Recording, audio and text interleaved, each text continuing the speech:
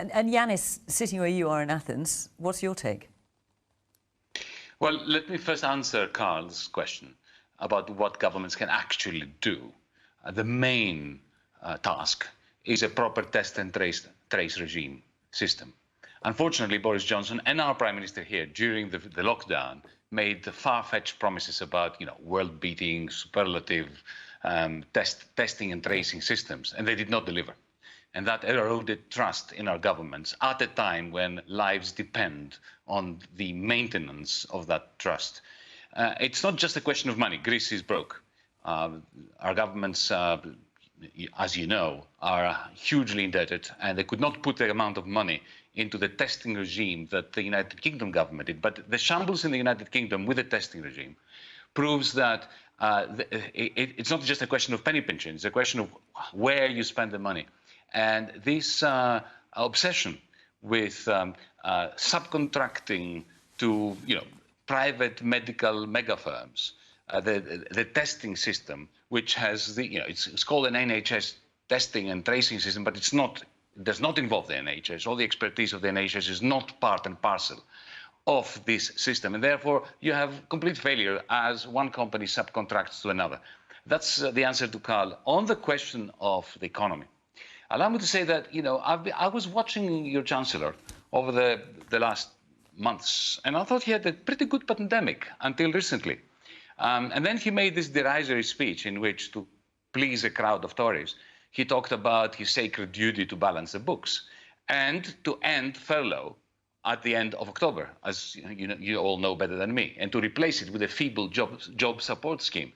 Now, this is not simply going to create huge uncertainty in the mind of the most precarious, the young, the indebted, those people who are using credit cards to put food on the table before the pandemic. But it is also an act of vandalism on the United Kingdom's public finances. Because, Fiona, and this is how I end, however hard he shrinks public expenditure during a period of a serious depression, the tax take of the government is going to be collapsing faster, and he will not be able to decrease his spending at a rate that will catch up with a decrease in his revenues without destroying the Boris Johnson government.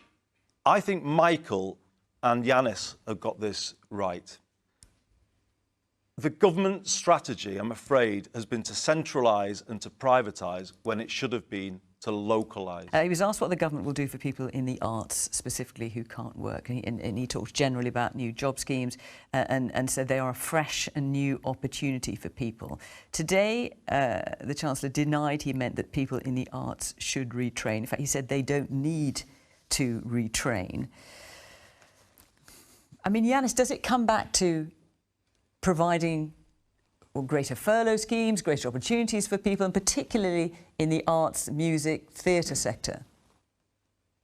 It's funny you should ask that, because we had recently a debate in Parliament here in Greece about precisely this issue. And it was our party's position that we have to have a special furlough for people who are in the arts and who've been hit twice by the fact that theatres, pubs and music venues have closed down, while their second job or main job in the service sector has already been hit. And I think Michael Portillo might appreciate that. In Parliament, I quoted, paraphrased slightly, Winston Churchill saying, ill fares the people who fail to salute the arts with the reverence and delight which are their due. Allow me just to make a point regarding generally supporting those that deserve support at the moment.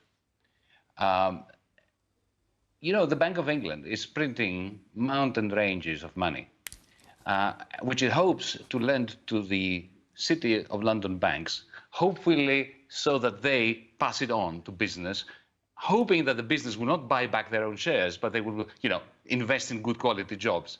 This chain is not working. Imagine if the Bank of England did that which, the monetary authorities of Hong Kong did at the beginning of lockdown, or what Australia did in 2009. And this is something where I believe that, a lefty like myself and a Thatcherite can agree because it's an original idea by Thomas Paine on the one hand and Milton Friedman on the other. Imagine if the Bank of England, instead of passing the money on to the commercial banks, were to put it in the bank account of every citizen of the United Kingdom, a certain amount of money until all boats are lifted up, including the artists. This world, in my view, has kind of, it needs a big correction here. We need to come out of this with a very different mindset.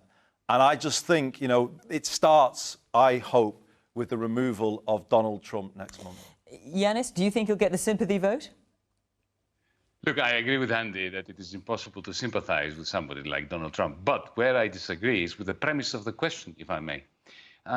Donald Trump doesn't do sympathy, does not follow the politics of sympathy. He does not trade on sympathy. He doesn't want sympathy. He trades on envy, on discontent, on anger, which he manipulates magnificently, as we have seen. Mm-hmm. You saw what he's done. He's not asked for the people, his supporters' sympathy. He asked for their envy. Look at how great I am. I even managed to defeat COVID with the help of medicine, and I will give you the stuff for free. This is where we are, where we've been since 2016, perhaps a bit earlier than that. We've created circumstances of austerity for the many and socialism for the financiers that created discontent at an industrial scale.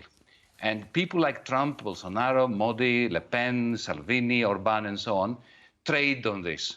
They do not want our sympathy. What we need to do, we must change the circumstances that beget the energy that feeds them.